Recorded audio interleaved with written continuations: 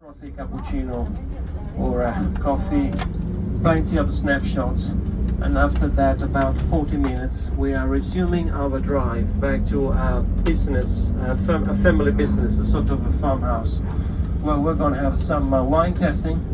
There will be a limited mileage of wine for you today, don't worry. And then plenty of appetizers from the best of the local produce, okay?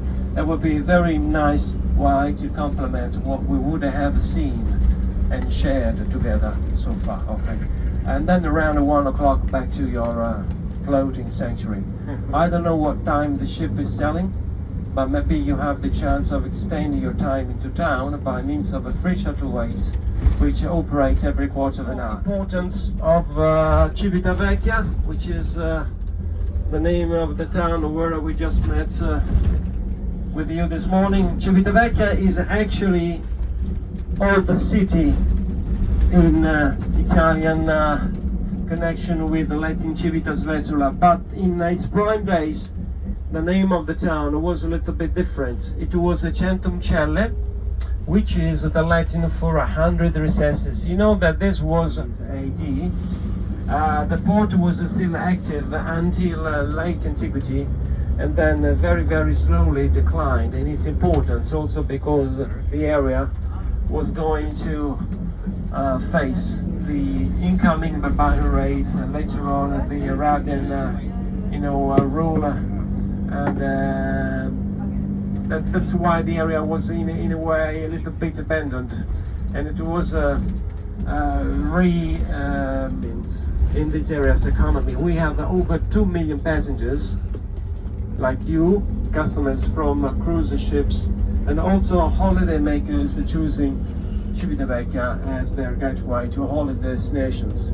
As you can see, where you see these strange cartoons like Spider-Man, Superman and company. This is the area which was on the left reclaimed from the ocean about 2000 for 2000 Jubilee, so about 20 years ago.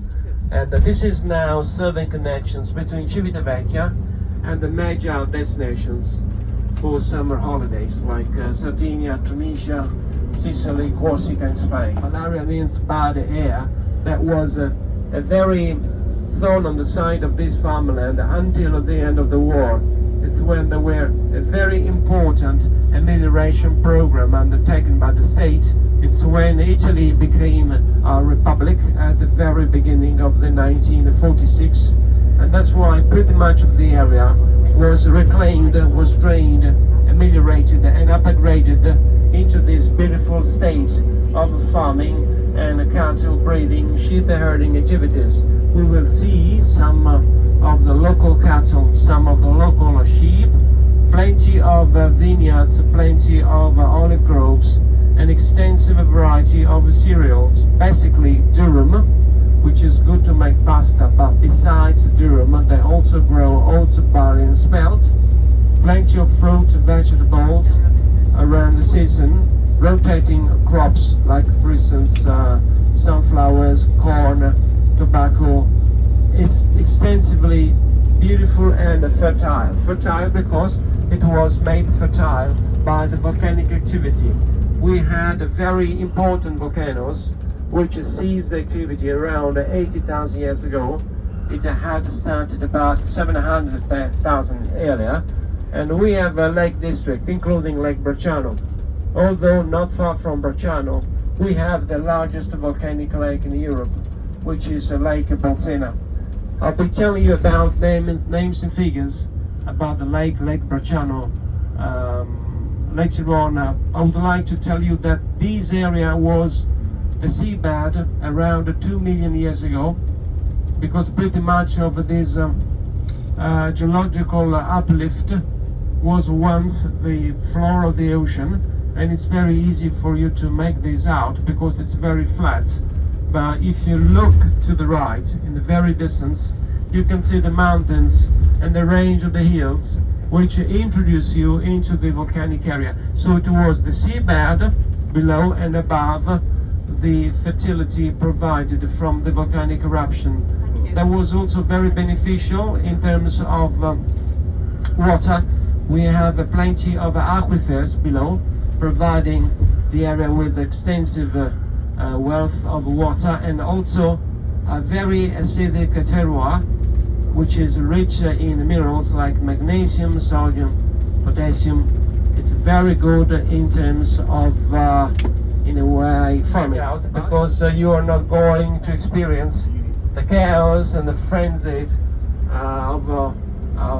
the frenzy of Rome. It's something which is really bucolic, very close to the Latin literature that was praised by Virgil, by Hobbes, a description, a narration of the countryside. And that's why the Romans, then and now, used to hang out in the area. We have plenty of Roman villas along the coast of the Mediterranean Ocean. Most of them were also including fish farming facilities, because Roman fish farming was in a way upgraded by the Phoenician expertise. It was something that the Romans probably learned from the Phoenicians. Who were the Phoenicians? The Phoenicians were people who had moved from Lebanon to northern Africa. Tunis was once Carthage, and they were friends and then enemies, Rome and Carthage, as they were to fight over the supremacy on this western area of the Mediterranean. The Romans won over the Phoenicians, over the Carthaginians, the Phoenicians, and then they turned to the east of the Mediterranean, subduing all the other kingdoms. So by the 1st century BC, pretty much of the Mediterranean became a Roman lake.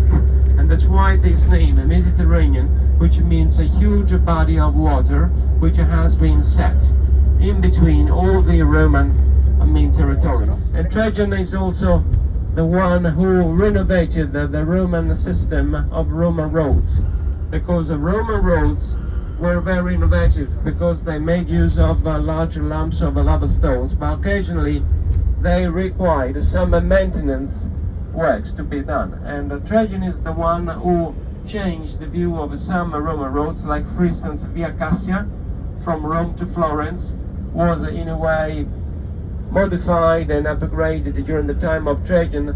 It did the same also to the Appian Way, which is the highway running from Naples from Rome all the way down to Naples and further down to Brindisi.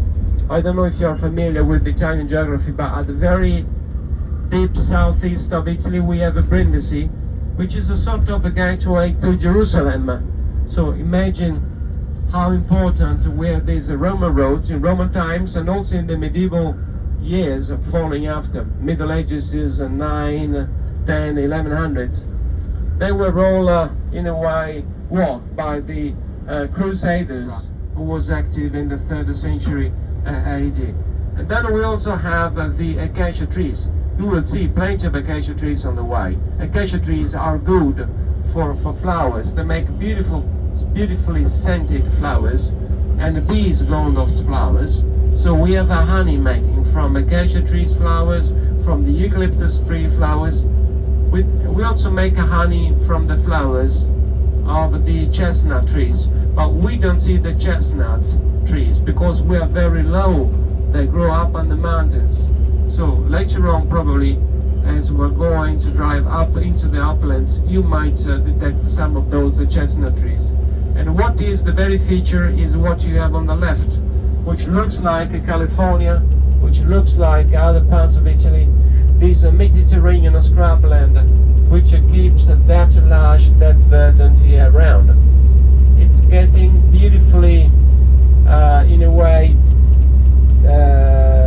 featured by shots of yellow and red from the broom and the poppies in between April and June, when nature is giving the very best. We had many heat waves, and this is not normal. This is not ordinary climate conditions as we are in the early days of November, but we don't have the mid-seasons anymore. So for 20 years now it's possible for us to catch the barracuda in the channel of the port on account of global warming. It's possible now to have the crabs from the Atlantic Ocean, the blue crabs with the orange claws, and things are changing. And that's why probably in about 20 years mankind will make war for water rather than for oil wells. In the past they used to make a war for salt pans, salt and iron mines.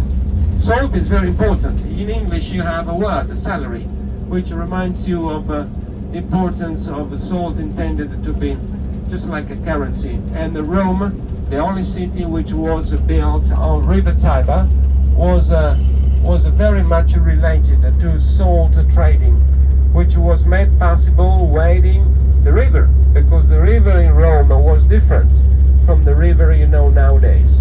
Because the river you see nowadays changed ever since they built the embankments to hold back the river and to protect and secure the town against river flood. And this was achieved only after Rome was made the capital city of this country in 1871, in February 1871. Since earlier the first capital was Turin and, as you know, Florence for 5 years.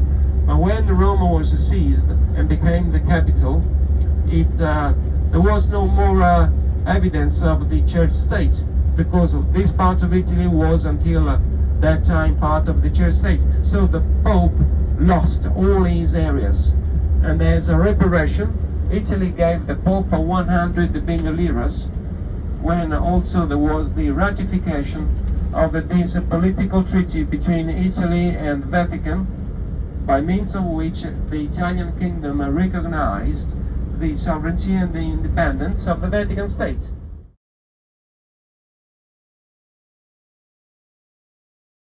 The lake shore that we're going to see now.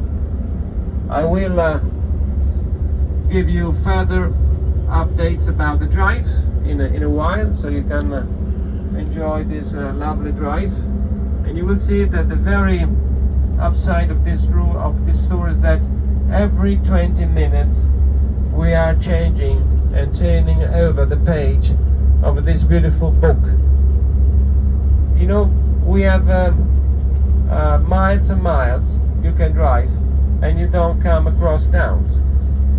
People like this for this very reason. People come over here because they want to keep quiet. They want to be quiet. No problems, no stress, no chaos. And it's very beautiful, and I'll let you figure out how hot this can be in between July and August. Not as hot as you have in Arizona if you come from that state, or as humid as you can experience in Florida, but very hot. We were at very often last season between 35 and 40.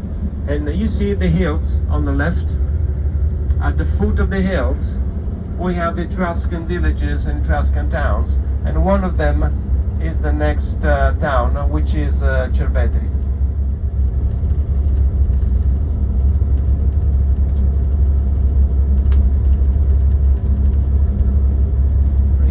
That was made in Greece expressly to match the demand of the well-off Etruscan people. Bronze objects, Bucro vases, which is Bucro is maybe the first made in Italy ever, 700 BC. Bucro means a black pottery, which was made that black because it was fired in a reduced oxygen environment. It was an Etruscan invention, making use of that clay so much rich in iron that looked like bronze. And thanks to the tombs, the Etruscans are coming alive back to us, because the Etruscans used perishable building materials for their own towns and villages.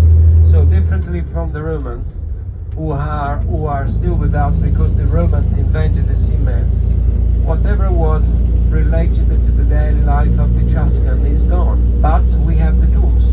That's why we study the tombs, we stick to the tombs to understand and to know about the daily life.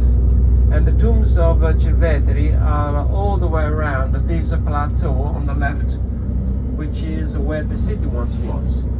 So above this plateau on the left, imagine a city of a few thousands of people, and all the way around these battleground areas known as necropolis. Necropolis means town of the dead in Greek. It's different from another Greek word which means dormitory, and this is a cemetery. But the very difference is in the historical figure of Jesus. Before Jesus, it was the town of the dead. In continuity and contiguity, the small battleground areas were to be in the proximity to a village. So what was featuring my life would be featuring my life in the next life. And to bear hope, to rise to the Father that day. That's why life. According to tradition, Athena, the goddess of wisdom, gifted mankind with olive tree. So the olive tree was extremely important in the past. It was a way to award the victory in the athletic games, were kind of religious events. And that's why olive oil was also important to make cosmetics, to make perfumes, to make massage oils. Now we use extra virgin olive oil for condiments, for dishes, for dressing pasta, and in every Italian family there is only extra virgin olive oil. We don't say extra virgin olive oil, we say only olive oil. We take extra virgin for granted. We harvest the olives now between October, November. We balance and maximize ripeness and acidity, and then after harvesting them, we just gently strip them off the trees, and the olives fall on a kind of a tarpaulin which has been cast below the olive trees, and we carry the olive to the mill. We carry the olives to the mill. The olives must be cleaned from leaves and dirt, and the olives will be weighed, and then they will be put into a sort of assembly line. It takes only about 45 minutes to mechanically process the olives, fruit and stone into this beautiful liquid, which is extra virgin olive oil. The Odescalchi family. The Odescalchis have a beautiful palace in central Rome. It's where the princess lives, but the princess also enjoys the summer days in her residence on the lake, which is this castle. The castle has 2 stories, and the castle is also a museum, so they give tours inside this castle. But a part of the castle has been used for facilities and catering, banquets for wedding parties. So there are very important people like Tom Cruise, just to give a name, and many others, who have chosen the castle for celebrating their own wedding parties. But they're changing their mind now, because it seems that all those who did this so far then busted up, so they're separated. So they're not going to use the castle anymore, and the princess is not happy about this. I will show the castle, so if you take your camera ready, you might take a picture from a distance very shortly. This is Bracciano. We are in the province of Rome. Bracciano is a town of around maybe 20,000 people. But we are not interested in Bracciano, we are interested in offering you the very best from the lakeside, which is Anguillara. Very shortly we are driving right downhill. And as we are driving downhill, if you cast your sight to the very far left, you can catch the view of the castle above the hill.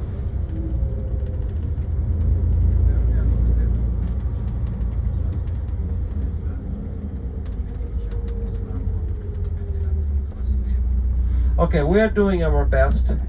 If you look left, you can see the castle on the top. You see the castle? Yeah. That's the castle on the top. There will be another photo opportunity for us if they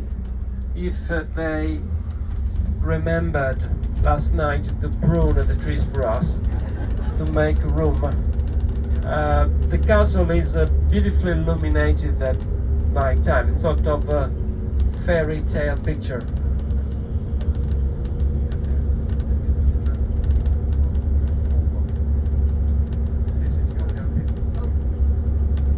And basically there is nothing else than the castle, but the castle is a world by itself. There were also the tapestries factories for weaving the tapestries for the castle nearby the place. Now if you look left, you can see the castle. No? Well, it's very difficult for me to cut down this tree, but we see the prickly pears. It's good. It means that it's very much exposed to the light of the sun and not very much in a way struck by the chill of the winter winds. Now if they didn't drain the lake is now, okay, we have the lake, there we go. This is the lake Sabatinus, which is the Latin name for this lake. You know that this lake still supplies Rome with the water. So we have evidence of a lake tapping again ever since the time of Trajan, again him, because he wanted to tap lake water into a water pipe system, into an aqueduct, which is still carrying water from this lake all the way down to Rome, to the Vatican district. Wow.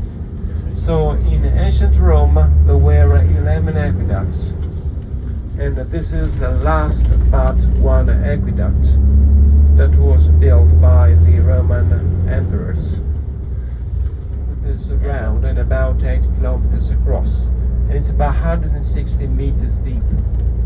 And the lake is one of those lakes that you can detect before, below your flight. If you fly from London to Rome, it's Trasimeno, which is a tectonic origin lake, and then Bolsena, volcanic, Bracciano, volcanic, Vico, volcanic, and if you know the summer residence of the Pope, Castel Gandolfo, around that place we have two more volcanic lakes, Lake Albano and Lake Nemi, very much this lake. This lake is very beautiful for fishing, if you like fishing, like a pike, not as big as the garfish you have in Florida, but very good pikes. They look like sort of minute crocodiles. And then we have large mouth bass, not as big as those you have in Texas, but people like casting soft lures and soft plastic baits in this for largemouth bass. We have also the whitefish that also you have in Canada, in Lake Michigan, in Lake Superior. The whitefish belongs to the family of salmon. But you cannot farm this fish because this fish swim very, very deep ends. So what they do is combining the eggs and the semen, and they have the, in a way, laying of the eggs and the fertilization of these eggs with the male semen. They don't do this in this lake, they do this in another lake where we have our fish farm, sort of a hatchery. And this is important because what the fishermen take from the lake, they are going to return to the lake, because fishing is a very important source of income in this area. This whitefish is very good, and other than this whitefish we have the eel, we have the carp, the tench, and the char. Eels. The eels are actually the coat of arms of the Anguillara family, but probably the very toponym of Anguillara means angle, like a wedge. Because if you look at colleagues of mine, tour guides like me, that they live in Rome. They live in Rome, or maybe they live here. They don't like Rome anymore, they have come over here.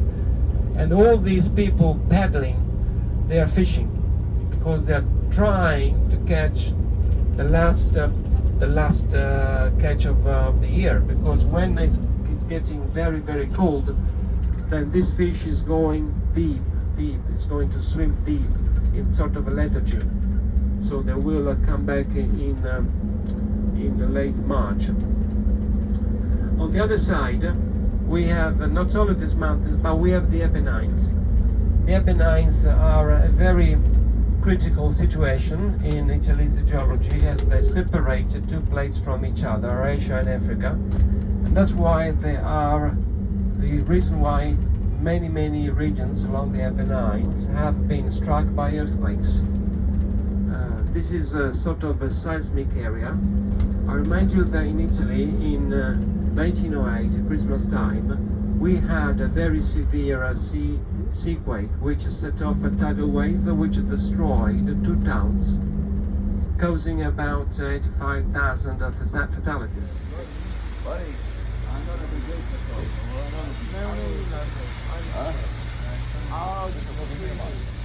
Mi ha rottomato.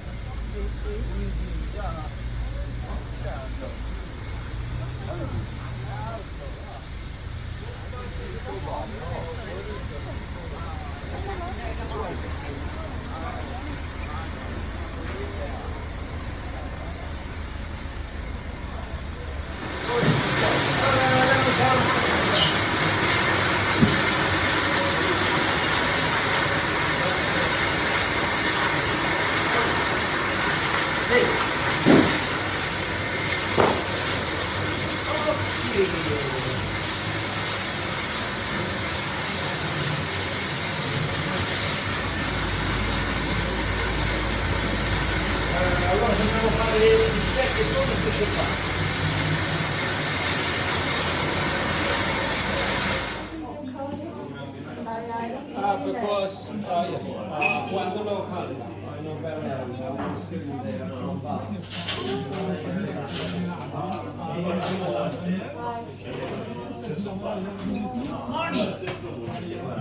Say hi, Mickey. High five.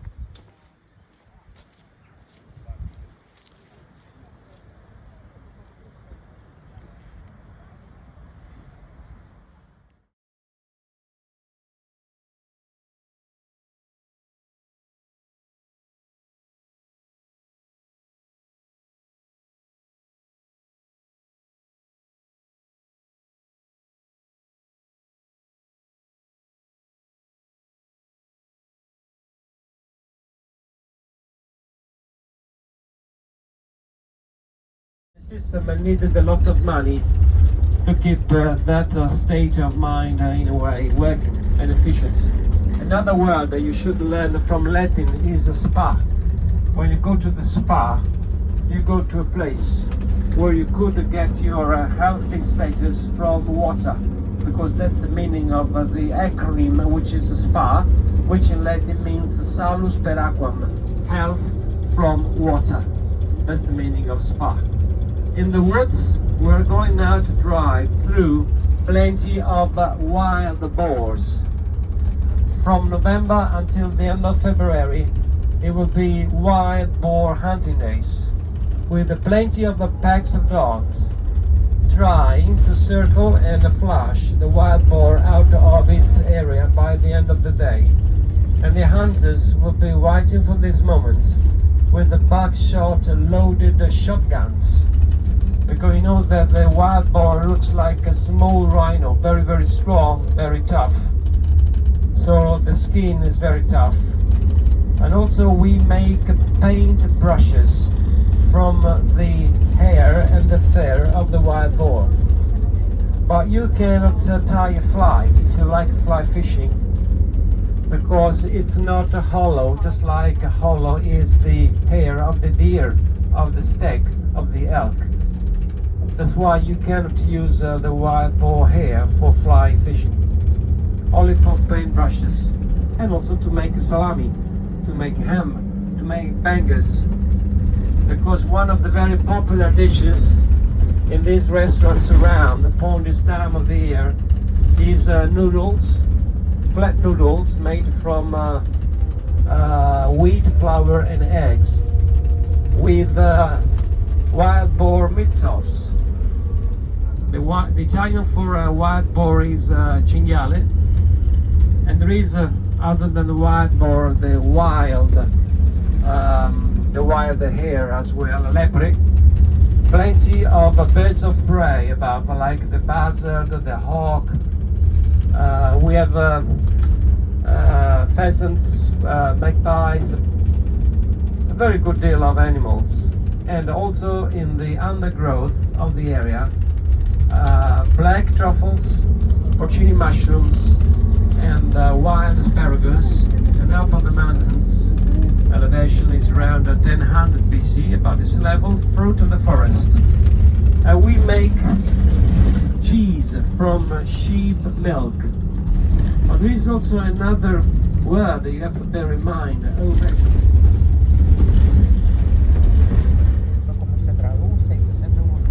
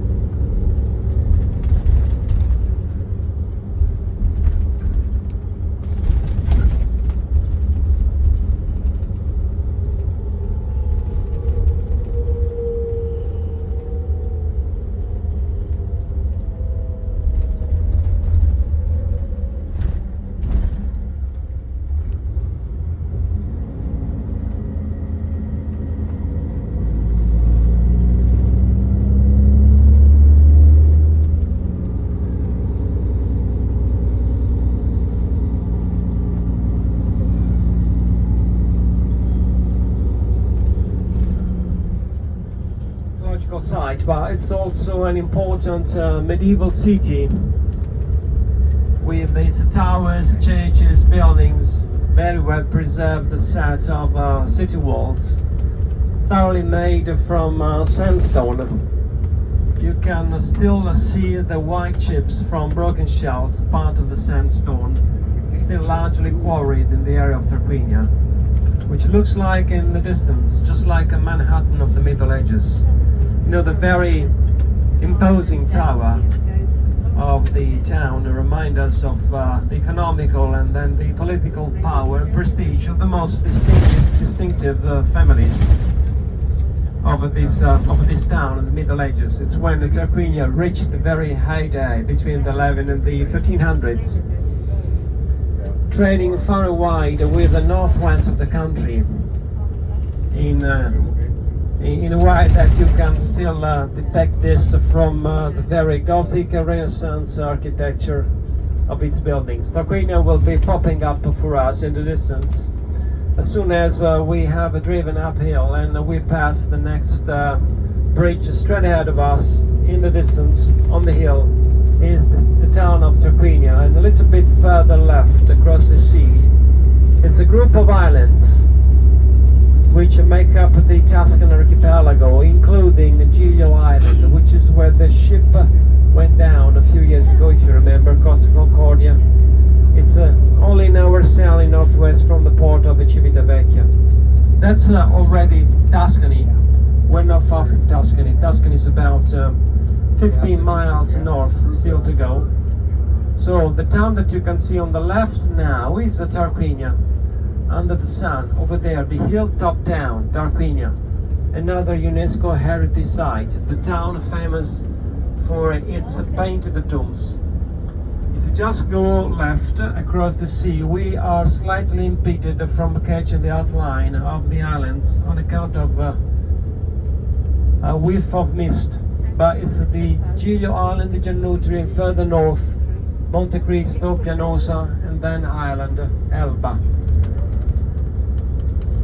So we're going now to drive towards the port and then drive right into this estate, which is part of this farmhouse. Favorite is the Sangiovese, which is also the main component for the very well celebrated red wines we make in this country, in Tuscany, like Chianti and Brunello. If you prefer to stay white, you can have the white wine from Vermentino and Chardonnay. Next to this, you will find a sampling from the best of the local produce, of course, including extra virgin olive oil, and then some food preserves in oil, like broccoli, mushrooms, asparagus, and artichokes. You will find beautifully toasted bread with extra virgin olive oil, fresh bread, and some chicken liver pate that would be easy and nice to spread on fresh bread. Oak tree belongs to the family of the oak tree, like the ilex tree, like the holm oak tree, and so on. You can see also broccoli on the right, because this is the way we're going now to take the first 10 right. Instead of going down to the port, we are making this diversion into this beautiful estate. And there will be also these yellow flowering plants. This is the fennel, the white fennel, and we dry the seeds as we use them as condiments in our dishes. So those are broccoli, and then we have I saw just some very tiny artichokes grown, and those are fennel, finocchio. This is fennel. Fennel is very good maybe in Naples for a soup which is from pasta and beans. But fennel is very low calories, so when you are feeling hungry you can have as much as you want from fennel, and this is not going to in a way affect your weight below you, as the area is geologically gifted with plenty of aquifers. The lake Bracciano we saw earlier, that's been a spring-fed lake, freshwater lake. So regardless the shortage of rain, this is going to slightly affect the level of the water of the lake. We have the vines. That was a very good season for red wine grape varietals. It's full of sun, full of sugar for both the choices. And now we're going to take left. We're following we're going to follow a driveway, and there is a signpost marking the name of the place, Poggio Nebbia. Poggio means like cape, like a place, and Nebbia is the Italian for fog.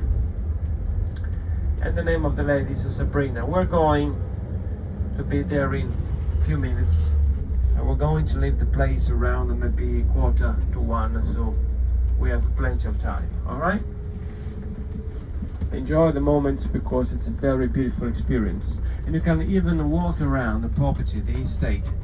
They have just like a menagerie, you know, some animals.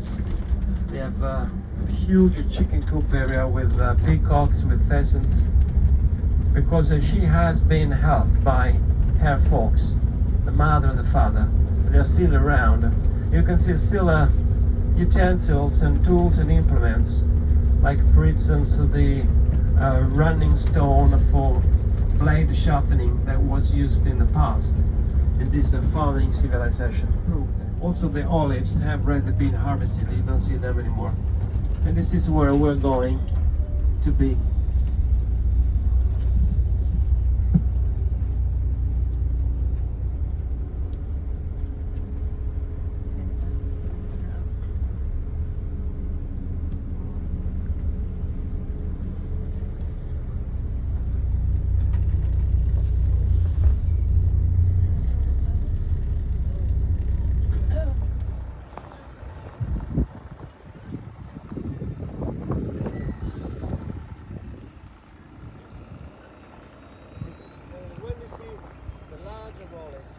Into paste. It's the paste which is going to be turned into olive oil at the end of the process. Telling you about, she's going to welcome you to her place, and her name is Sabrina, and facilities will be inside this place. And now the lady is the mother, the older sister, and you can see the sorella più grande. And you're going to find the very best from her produce in this place, and inside you have also the gift shop. And then Sabrina is going to pour the wine. Chicken liver pate, oil and salt, homemade bread, broccoli pate, asparagus pate, and zucchini pate. This is persimmon and apple, apricot, and blackberry, honey. We have three kinds of red wine. Cencelle is dry, is a Cabernet Sauvignon. Moro del Poggio, Montepulciano and Sangiovese blend, and Calicelli is Sangiovese. And one kind of white wine, the name is Mastrantonio, the name of my father, the man that stay outside with a deer, because the deer go outside this morning, and my father checked now. I think that both come, but I'm not sure. This is Chardonnay and Trebbiano. When you want, you can, please. Get closer, help yourself, and then she will be pouring the wine for you.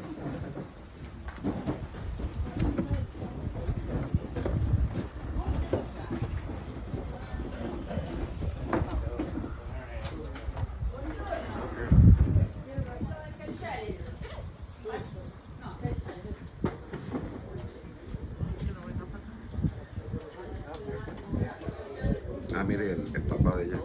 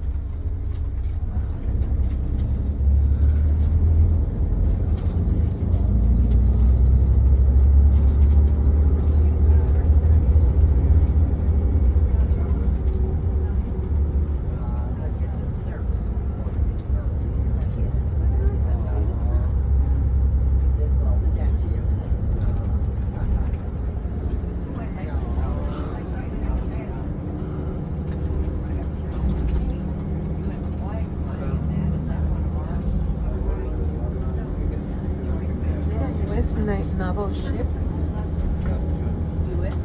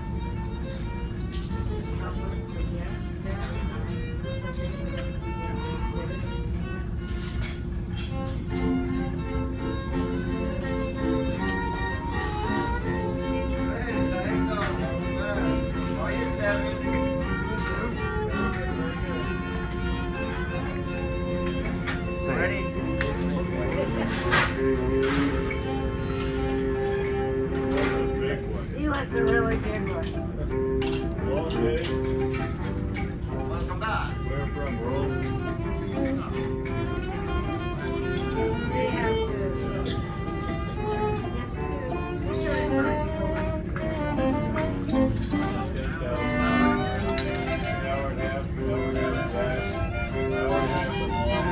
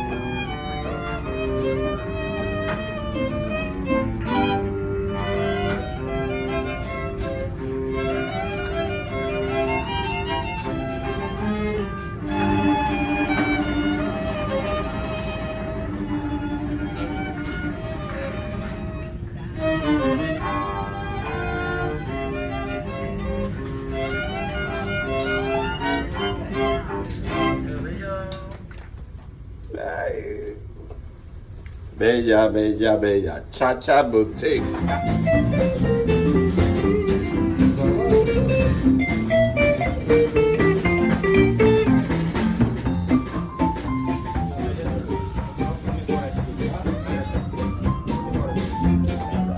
Beautiful. And you too. Here we go. Good evening. Welcome for your dinner.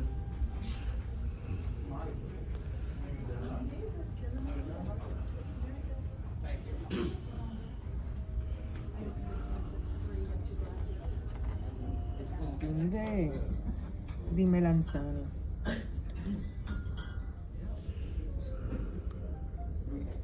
So when it comes to the north of France, exactly to Alsace the region, which actually historically belongs to one part of the history belongs to the Germany. That's why we have this kind of let's say medium body, crispy, dry wine. It's not very usual for France, but Alsace doing very well. Please, madame, can you confirm this one? Lion Bayer exists all over the 100 years. The fun fact of this region is actually that this is the only region in France that made wine from grape variety Gewürztraminer, which is complete Germany. So Thank you. okay, enjoy that. Okay, I'll bring the pinotage to the next. Absolutely. The pinotage is actually a specific way to produce the wine. The grape variety is obviously Pinot Noir, but the way they process fermentation, it's called pinotage because they add some natural yeast. It was a really private, one of the luxury hotels not on the hill. I was on the beach, But I'm sorry. and it was I am in Louisville now. look at what we'll let you know. Yes. Or it wasn't the By last the smell, I can say that it's amazing. very nice hotel. It is.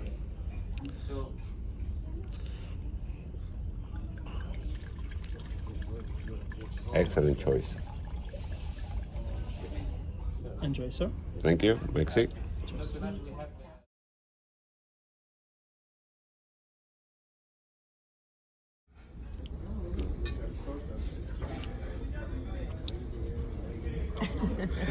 Thank you. Extra virgin. This is real virgin. And also a good balsamico. Which one do you recommend? I have three kind of balsamics. It's sweet and sour, fruity and light acidity. But I recommend for you this Sicilian actually. To put the fruity or some That is fruity flavors. okay. But a little bit, just A little a bit. dot in the center, please. I get 3 drop. 1, 2, 3. Okay, thank you. ¿Tú quieres eso, Héctor? No, no. Ah, okay. Yes. 1, 2, 3. Thank you. Thank you.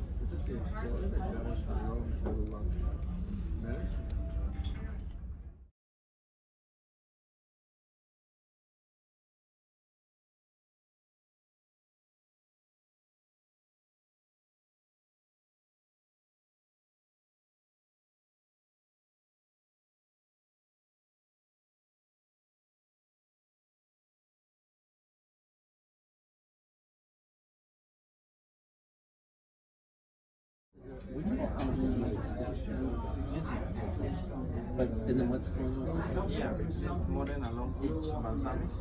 Usually I like the combination of spicy. I like the sweet and spicy.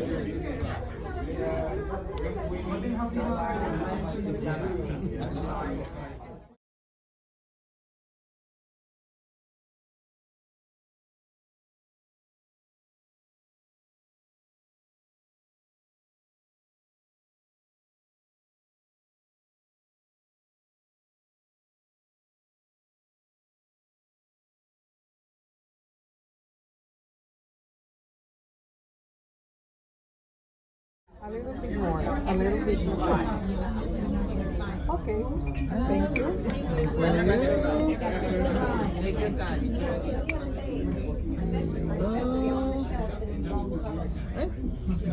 Enjoy. Bon appetit. Thank you.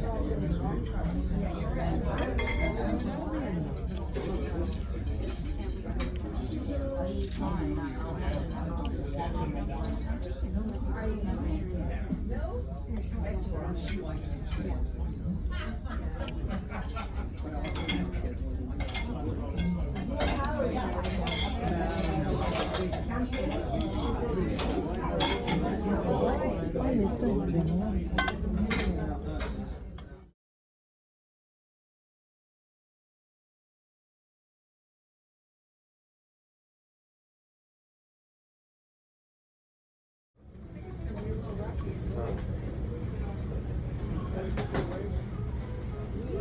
Door.